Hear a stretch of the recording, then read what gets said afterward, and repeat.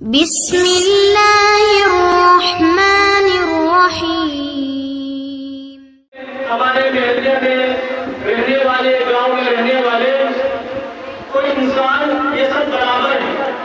ہر انسان کی پیدائش ایک ہی طرح ہوئی ہے، اور اسی کو قرآن میں اللہ تعالیٰ نے فرمایا کہ یا ایھا الناس انا خلقناکم من ذکر و انثی وجعلناکم شعوبا وقبائل لتعارفوا۔ انسان یہ سب برابر ہے، پیدائش کے ناطے یہ سب برابر ہے۔ اب ہم دیکھتے ہیں کہ ہم نے اس میں کسی کو نیچا کر دیا، کسی کو اونچا کر دیا، کسی کو نچلے طبقے میں جوڑا جاتا ہے اور کسی کو اوپر ہائی طبقے میں جوڑا جاتا ہے۔